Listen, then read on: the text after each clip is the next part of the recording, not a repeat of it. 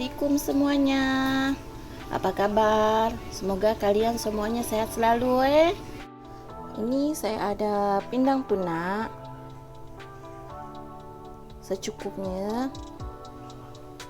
Dan saya bersihkan dia punya kotoran, saya belah-belah macam ni. Nampak tak? Kita akan buat pindang ni sambal lado atau sambal merah.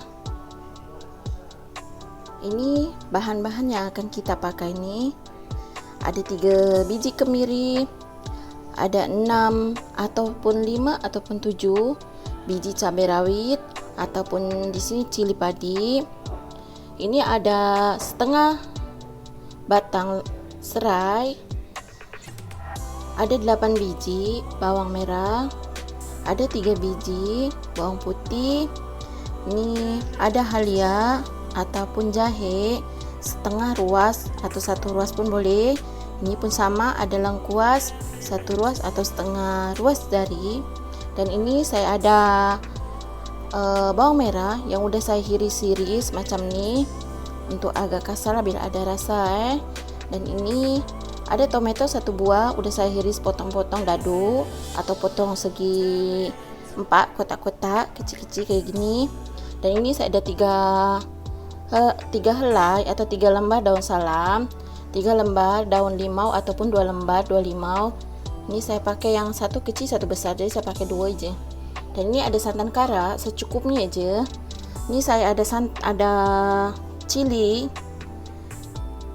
kering yang udah saya rendam dan saya blend secukupnya juga Ada nih, saya ada sebuk kaldu ayam secukupnya juga. Ada ajinomoto atau sasa, ada garam, dan ini ada sedikit gula merah atau gula jawa. Saya pakai secukupnya juga untuk blendkan rasa biar tambah sedap lagi.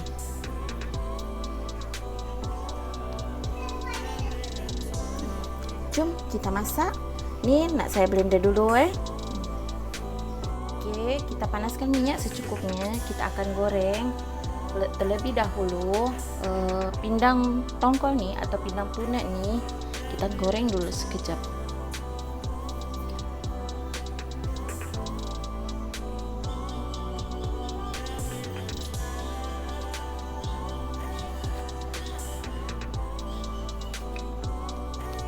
Tak payah tunggu minyak panas Bila kalian takut meletup, minyak sebelum minyak panas tuh bolehlah kalian masuk juga nih. Bila kalian rasa meletup, boleh kalian tutup aja. Oke.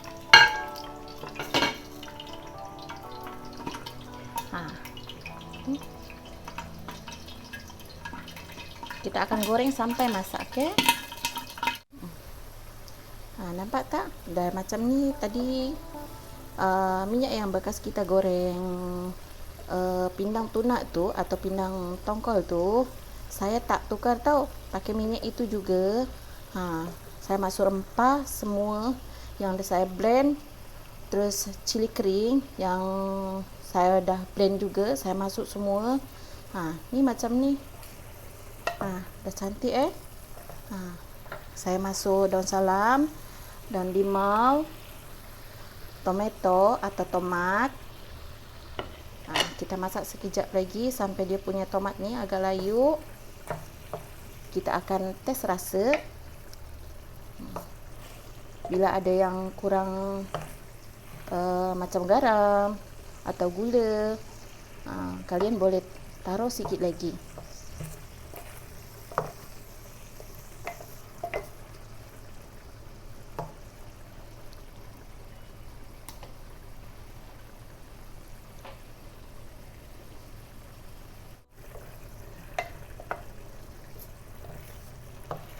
Buat kalian yang selalu setia dan standby tengok video-video resipi masakan saya ni, terima kasih sebanyak-banyaknya atas support kalian. Tengok, Masya Allah.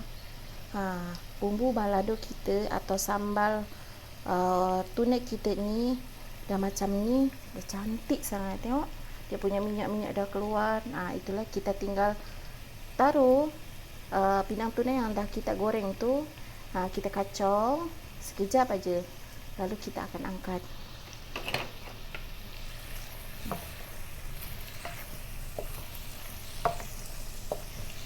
Ini saya pakai api kecil ya, jangan besar sangat tau,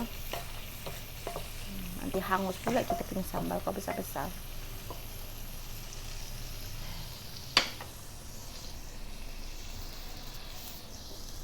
Oke, sekarang kita masukkan pindang yang udah kita goreng tadi tu.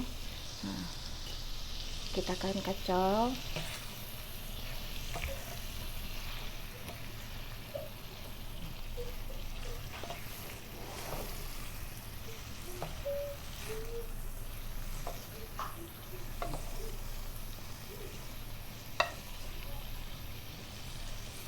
Pelan-pelan ya, kita kacau ya.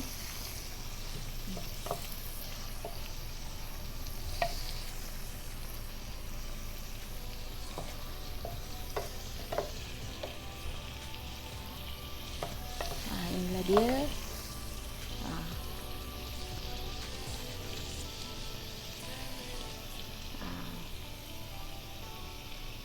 Oke, udah siap.